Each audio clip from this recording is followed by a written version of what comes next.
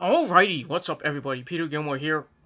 Another video right here on Killer of Demons 669.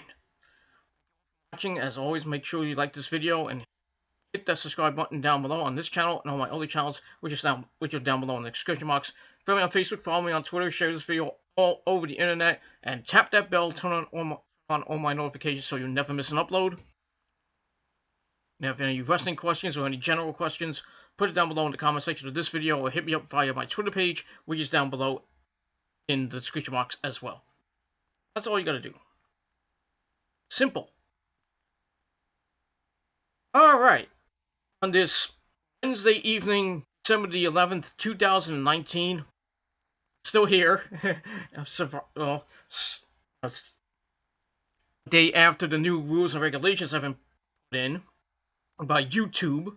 You know, it fully goes into effect, I think, January the 1st. So we're about 20 days away from that. So my channels maybe here, maybe gone by the January. I don't know. Hopefully they stay up. They're still staying up. They got a couple of people for violating COPPA and everything. So some of their channels got terminated. Not nobody I know, but a few channels got terminated and deleted for violating the rules and all that crap. But like I said before, my channel is adult content, not for kids, and 18 plus, so I should be okay, but we'll see what happens. JD's still doing videos, you know, he's doing gaming videos, which are for kids, because he's playing Luigi's Mansion. So he has to mark that as for kids, because kids play that game. And he's showing animated characters. So, see that. And Joe Cronin's still doing videos. And others are still doing videos. So someone's not doing any videos anymore, which is very nice. But it is what it is. So that's all I can say about that. So we'll see what happens with the rest of the year and going into 2020 when the new YouTube goes into effect. So we'll see. Hopefully I will stay on this platform with a couple of my channels. If not, you can always go to my BitChute channel at bitchute.com/channel/humankiller99. You can go into my Raw review, one of my last videos, I think on what was the last video I did? I think it was my SmackDown. You can go to my SmackDown review and check that out. Where my BitChute channel is, so it's in the description box of that video. So if you want to go to my BitChute channel, go over there, subscribe, and that other stuff. That's it. Alright, on this Wednesday evening, it is time for your late and out-of-date Monday night review for December the 9th, 2019, the go-home show before this Sunday's TLC, Tables, Ladders, and Chairs pay-per-view. I'll be doing my predictions on Friday, but we'll see what happens with that, as the pay-per-view is on Sunday. Raw was okay. It wasn't great, but had a couple of good matches, not pretty good matches on there. We had a United States title match between AJ Styles and Rey Mysterio. We had more with Kevin Owens and Seth Rollins and the AOP. Go on from there.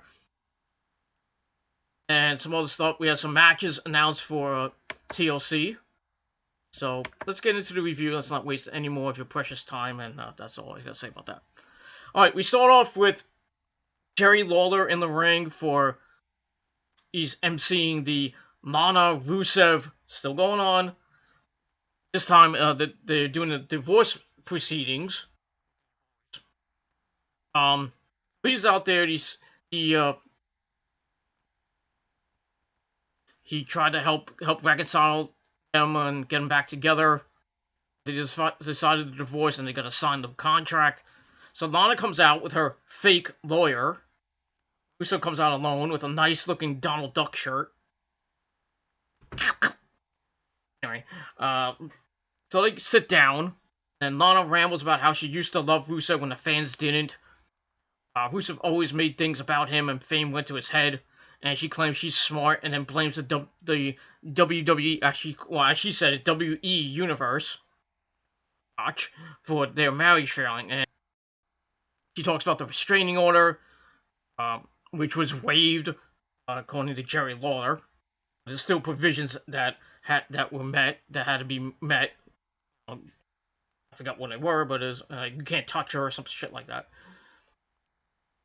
Okay, so after that, Rusev says, "Well, I got some footage for you too," or something like that. And we see footage of Lashley and Lana being arrested last week on the Tron. That pissed off Lana. She calls him a selfish monster and says nobody's gonna love him like she loved him. And Rusev says he wouldn't want another woman like her anyway. Ouch. Then he says this is ridiculous as Lana rants and she wants him to sign the papers. So Lana demands to sign first, calls him a loser, and demands the dog, which Rusev got for his birthday, and it's actually his. So they argue over the damn dog.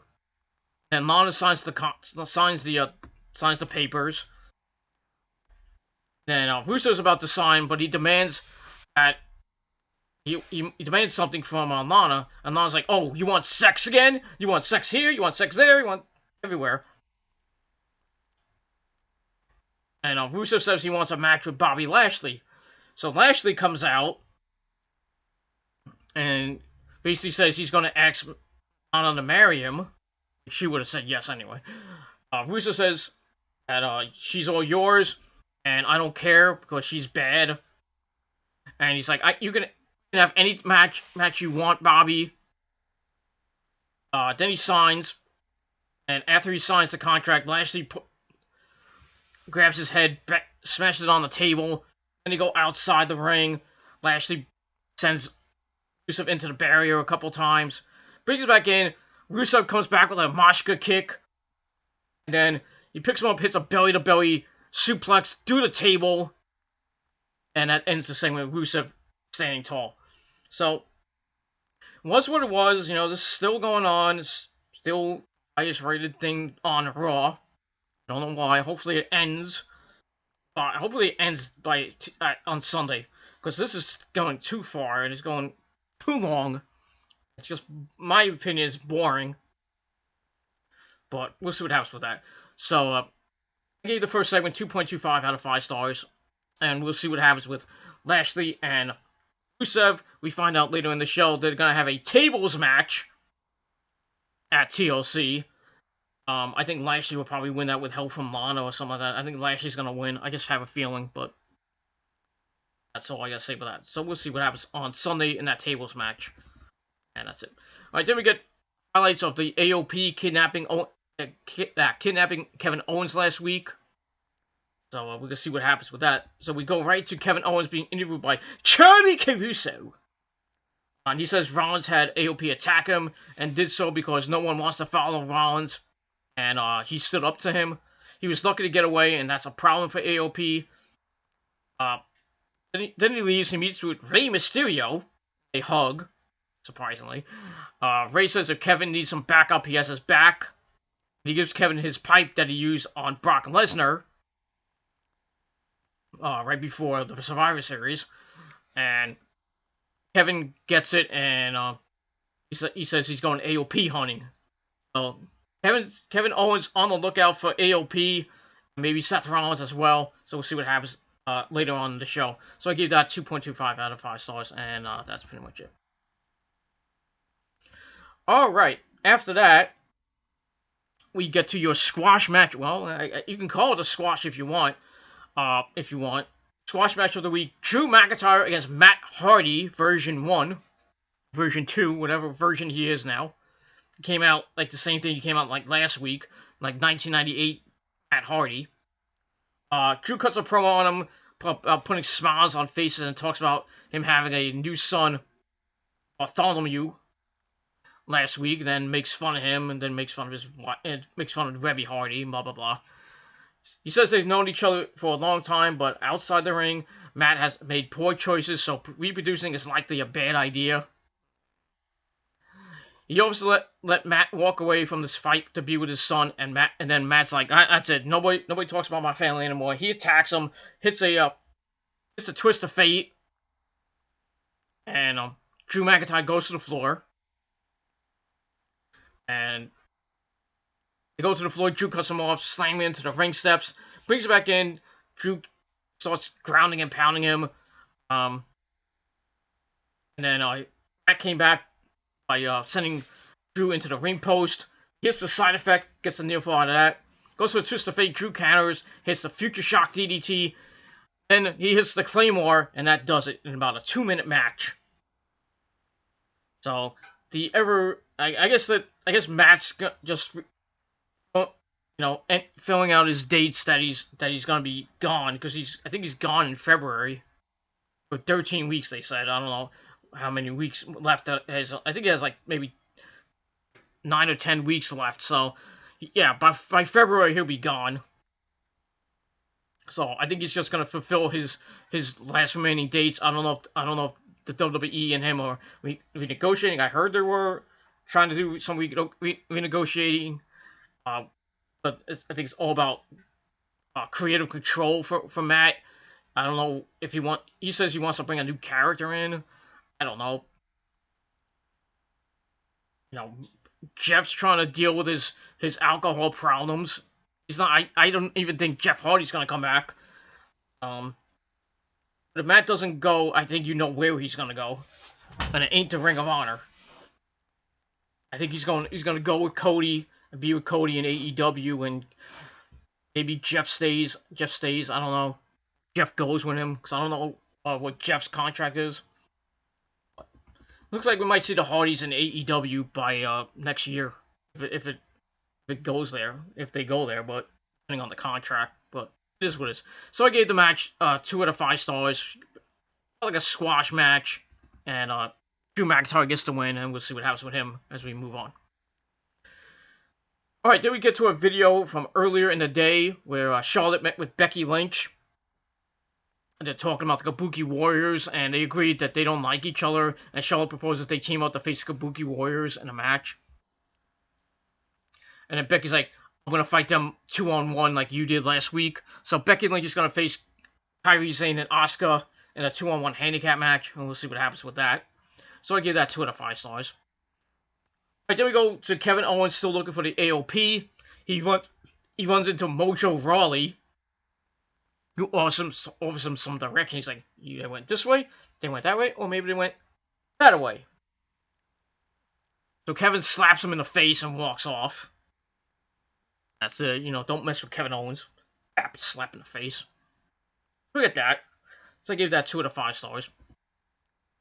Alright, after that we get the War Machine, the Viking Raiders, whatever you want to call them. And they actually cut a promo. Eric says for weeks they've been searching for worthy opponents but only finding victims. And they issued an open challenge. So who should come out but the Street Profits, Angelo Dawkins and Montez Ford. So they come out, we're going to have a match. And blah, blah, blah. We're going to get to that. Then we found out that Batista is going to the Hall of Fame. I'll talk about that after this video. With my thoughts on Batista and the NWO, the original NWO, going into the Hall of Fame 2020. So they're going to be the headliners. So we'll see what happens with that. And that's it. Alright, then we get to the Viking Raiders and the Street Profits. Not a long match, and Viking Raiders just beat the crap out of the Street Profits. Started off with Montez Ford running wild at the bell, double team, and Ford hits a dive as Dawkins hits sky high. Then the Ford frog splash gets a near fall. They call for the Doomsday Device. Eric counters as Ivar joins in and takes control with a spin kick. They start beating up on Montez Ford. Dawkins tags in. He runs wild and picks up a near fall. Ivar cuts him off. And then Machine takes control. They hit Thor's hammer, and that's basically it. And they get the win. So Viking Raiders get the win. Actually gave 2.25 out of 5 stars. And You know, I don't. You know, it's kind of short. I wanted it to go a little bit longer. Maybe get the Street Profits a little bit of momentum. Felt like a squash match almost, but you're gonna do, and that's it. All right, then we go to Seth Rollins. Burn it down. And he comes out and says he has business to deal with. He wants to fight the Authors of Pain. And then Kevin Owens comes in and Seth says this doesn't concern you and you don't need that pipe. Kevin says Seth knows they aren't here, but they will be and they will attack him. Seth says Seth refutes it as the AOP arrive backstage and they head to the ring. As we go to break, we come back. Seth is begging Kevin off. He's like, no, don't hurt me anymore. And Kevin looks to beat the crap out of him, but Seth bails out. And so Kevin isn't buying it, and Seth leaves. Then he gets on the mic and says when he's done with the AOP, he's coming for Seth. So he calls out the AOP. They appear on the screen and cut a promo in their native language, which Kevin mocks. Something like that. And then Sami Zayn comes out with Mojo Rawley. So I guess Sami recruited Mojo Rawley into his little stable. He has with Shinsuke Nakamura and Cesaro. So you have a bum like Mojo Rawley in there. I don't know why. So he says he's here due to having a managerial license, allowing him on both shows. This ain't the wild card rule, Sami. Can't be on both shows. Sorry. He says he's a liberator and sets people free, and he wants to free Kevin, but Kevin needs to apologize for what he did to Mojo. So Mojo rants at Kevin, and Sami tries to calm him down. He says he's not scared, it's just everyone is tough with a pipe. So Kevin's like, we'll see about that. He hits the stunner on Mojo, and starts beating him down with the pipe, as Sami runs away. So we're probably going to get Kevin Owens and Mojo Rawley maybe next week on Monday Night Raw, but I don't know.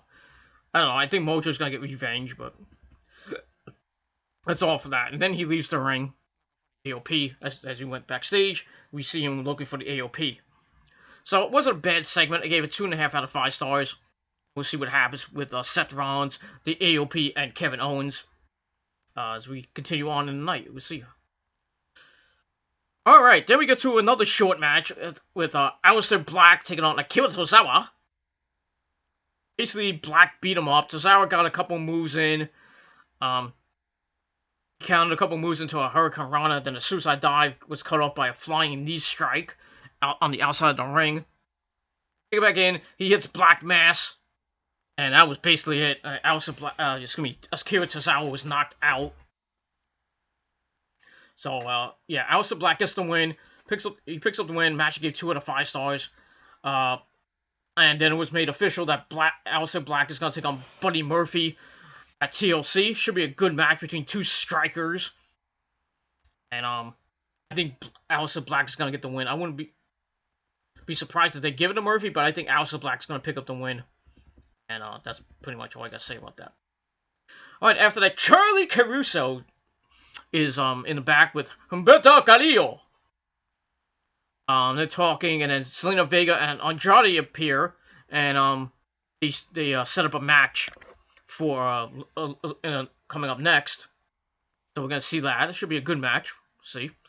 All right, then we got a video package of Liv Morgan, who's allegedly coming soon to Raw in her new look. We don't know what it is, but they show a bunch of pictures of her from what she looked like before. The blue tongue and looking like a member of the Riot Squad. I don't know if they're gonna bring them back. I mean, Sarah Logan's hardly used on Monday Night Raw, and Ruby Riot's still out with her. I think her arm, shoulder injury or a leg injury. We haven't seen her in months, so I don't know if or when she's coming back at all. But it is what it is, and then that's pretty much all I gotta say for that. So get that. I gave the Aleister Black match 2 out of 5 stars, like I said. Alright, then we get to Andrade and Humberto Carrillo with Zelina Vega at ringside. wasn't a bad match. It was pretty good for what it was. Also with Andrade attacking right away, and then Roberto comes back when Andrade cuts him off, covers for a near fall. They go to some ground and pound action, and Andrade's in control. He delivers more chops. Carrillo comes back, falls with a high cross body, and then an arm drag. He hits a moonsault to the floor as we go to break. We come back. He hits another high cross and into an enziguri, a standing moonsault for a near fall. He's beating up on Andrade, but Andrade cuts him off with a double stomp for a near fall. He's beating up on Carrillo. Excuse me. And double knee. He hits the double knees. As he goes for the double knees, he misses. Carrillo follows that up with a missile drop kick off the top. He goes for the Aztec press. Who did that? Sanjay Dutt, I think, did it once. He like did it really sloppy, and he got a near fall out of that. Then they go at it. Andrade hits a spinning back elbow for a near fall. Goes up top, misses the moonsault, lands on his feet, and then he hits the shotgun knees into the corner. But Humberto comes back with a drop kick.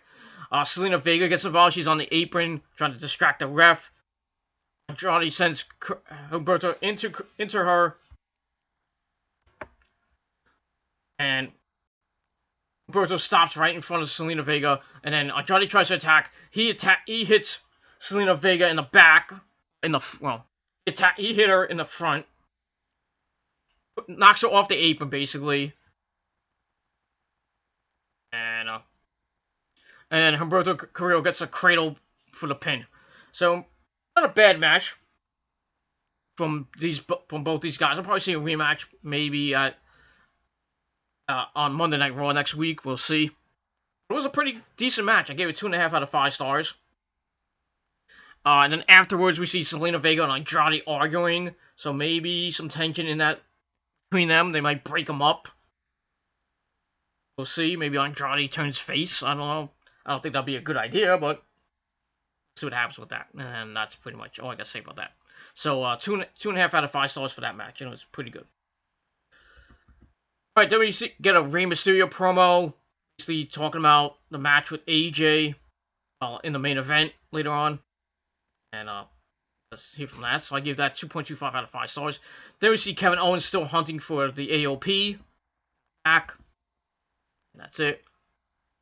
Alright, after that, we get to our next match. Buddy Murphy taking on Woo Woo Woo. You know it. Zack Ryder with his best buddy, Curt Hawkins at ringside. This was a 2-minute suckfest. Buddy Murphy was beating Ryder up at the beginning of the match. Ryder fires back, but gets quickly cut off. Buddy grounds him with some knee strikes and some kicks, covering for a near fall. Ryder fights back, hits a missile dropkick, and then the broski boot, sending Buddy to the floor where he lays right at the feet of Curt Hawkins. And Hawkins just stands there. Then he just gets beat up. And you bring it back in. Buddy Murphy hits the V trigger. And he hits Murphy's Law. Finishes off Zack Ryder in a 2-minute suckfest, like I said. So the match I gave 1.5 out of 5 stars. Just to get Buddy Murphy over. And giving him some momentum into his match with Aleister Black on Sunday. But just a terrible match. And that's all I gotta say about that. And just a squash match. Yeah. 1.5 out of 5 stars for that. Alright, then we see Kevin Owens still on the hunt for AOP. He finds his SUV. Busts the windows open with the pipe.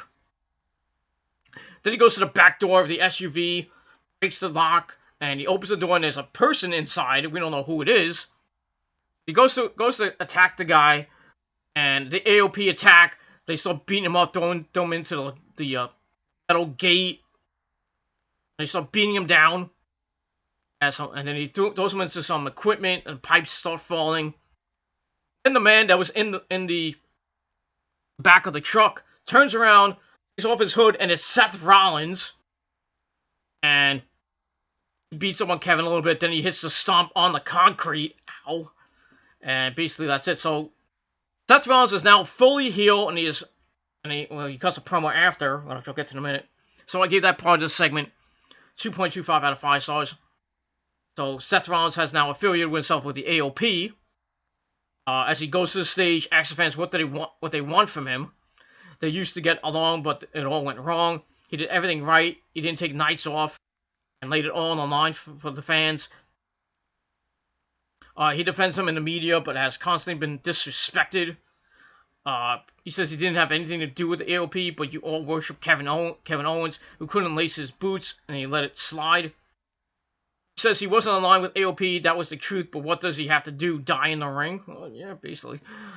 He says he beat Brock Lesnar twice and won the title twice for the people, and it wasn't enough.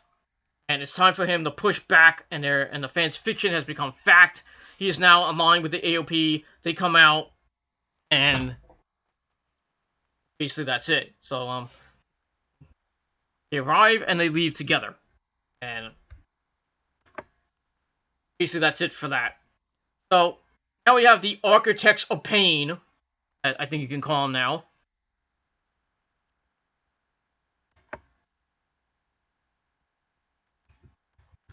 And yeah, you got the Architects of Pain as a faction now. So we're gonna get Seth Rollins and Kevin Owens at TLC. I don't know if it's gonna be any type of match, maybe a pipe on a pole match or something like that. Or it's probably gonna be a no holds barred match.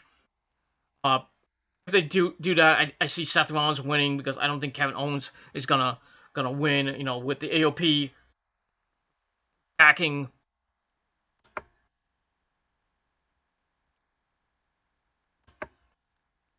up Seth Rollins, you know, gives Seth Rollins the advantage. And that's pretty much all I gotta say about that. So I gave that part of the segment 2.5 out of 5 stars. Then we see Kevin Owens stretch it out of the arena, even though they couldn't even get him in. Ambulance. And yeah, that's pretty much for that. That's it. All right, after that we get to the Kabuki Warriors, Asuka and Kairi Sane taking on Becky Lynch, the Man, in a 2-on-1 handicap match. Match wasn't that great. It was It's also with Becky attacking Asuka. Hits her some suplexes. Asuka goes to the floor to recover. Becky takes out Kairi Sane as Asuka attacks her. She lays the boots to Becky and chokes her out in the corner. Then she hits the running hip attack. And she follows up with some kicks. Goes to the cover. Covers for a 2. As I don't know why my notes are going crazy. Damn computer.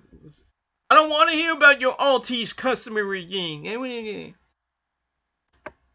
Back to my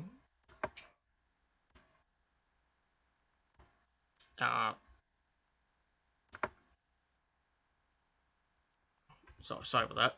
So now my notes are getting discombobulated. Okay, we go back. All right, we're back. All right, so we go to break. Kairi has Becky grounded. Becky fights back. Asuka and Kairi tags in as Becky falls with clotheslines.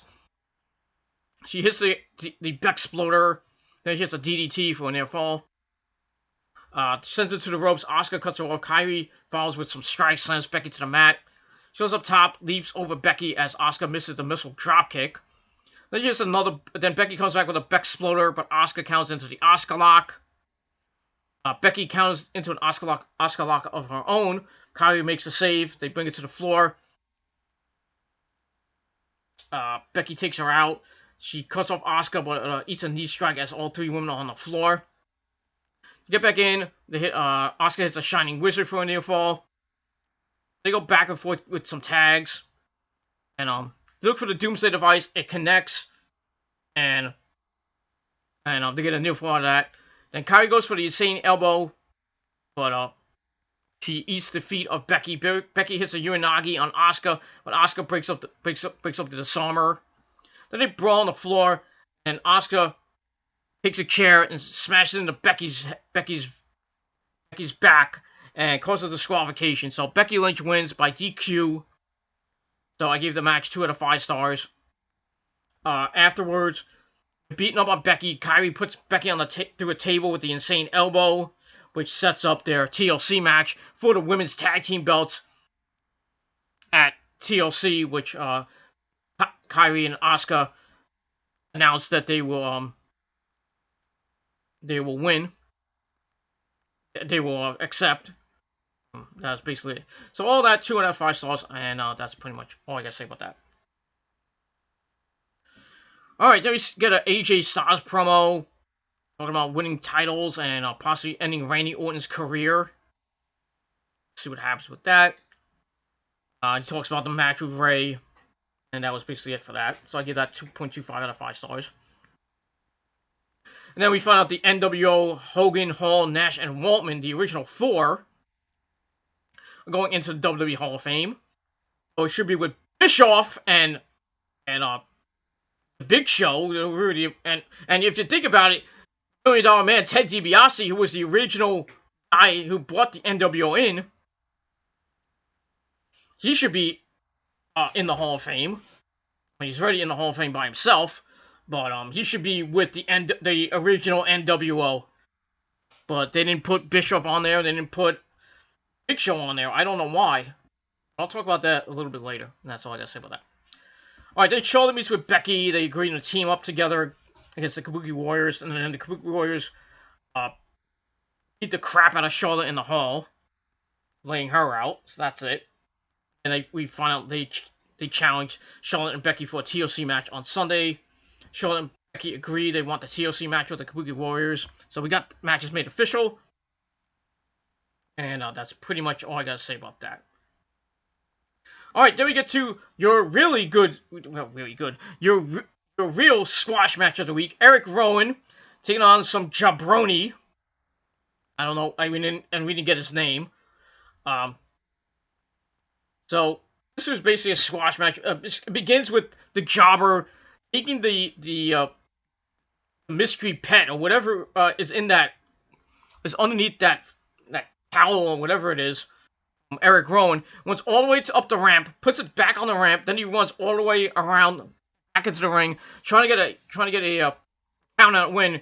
Rowan gets in at 8, and then he just beats him up with the Iron Claw. Not once, not twice, but 3 times, and the referee had to stop the match. And that was it. So I gave that 1 out of 5 stars. I really didn't care for it. I don't know what they're doing with Eric Rowan. And, yeah. That was basically it for that. And, yeah, that was it. 1 out of 5 stars.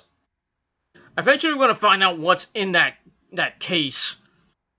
What's underneath the Eric Rowan is holding. We don't know what it is. If it's a pet cat or a pet chinchilla or pet something.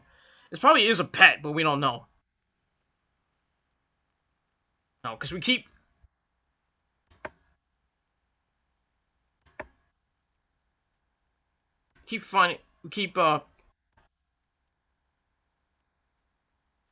getting people looking under it, like want to know way Jose's guys, and then this jobber looks underneath. We don't see what it is. You know, one guy pulled his head back. I think it's a snake. Because if you pull your head back, it could be a snake, it could be any type of a vicious animal. And we'll probably find out later on. In the next couple weeks, we'll find out what it actually is. And that's all I gotta say about that. And why are my notes going back and forth?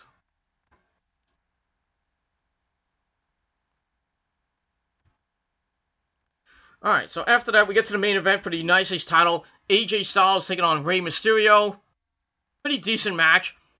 Starts with AJ grounding things early on, looking for some pin attempts, but Rey clears him up for a near fall. Styles cuts him off. Rey counters into a sunset flip for a near fall. They go back and forth. And then the Good Brothers, Gallows and Anderson arrive. Styles attacks and sends Rey into the ring post. As we go to break, we come back. Styles still in control. Rey tries to fight back, but flies into a dropkick for a near fall. Rey comes back with an insecurity as Styles missed the charge. There's a sunset flip bomb to the barricade. Ow. on the outside. They go back in. Ray hits a head scissors and a seated senton for a near fall. Goes for a moonsault. Styles counts, but Ray counts into a tornado DDT for a near fall. And goes for another move. Ray hits another enziguri. And then he's going for the 619. And he hits Carl Anderson as he tries to save AJ. Ray takes him out. Styles hits an Ushigoroshi, and that gets a near fall. Go up top. Styles tries to counter, but it didn't look good. He hits a powerbomb, and then the Styles Clash in the middle of the ring. Looked like he was about to win the title back for the third time. Then Randy Orton's monotonous voice comes in, and he just looks at AJ. AJ looks at him. I thought it was gonna be like a disqualification or something, but Randy goes out of the ring as AJ looking at him, and then Rey Mysterio gets an inside cradle for the win to retain his title. So, yeah, I think I heard somewhere they botched the ending. Yeah, because after Ray won, he goes outside, gets his belt, and he has his hand raised, and then he cut it off. Right at 11 o'clock, they just cut off. So, no overrun as usual on Monday Night Raw. I don't know why. Because we didn't see what might have happened after that with AJ and Randy. I didn't see anything on WWE exclusive or anything. So, I'm thinking Randy Orton and AJ are going to have a match at TLC. And I would imagine that Randy Orton is going to beat AJ. Probably either by disqualification or with the RKO. And,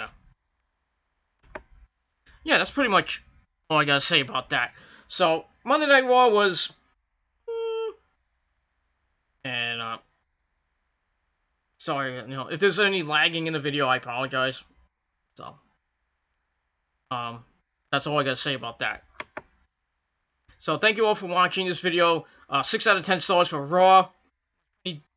For a go-home show, though, we feel like a go-home show. And we'll see what SmackDown brings on Friday night with their go-home show for TLC. Should be pretty decent. We'll see what happens with Bray Wyatt and The Miz.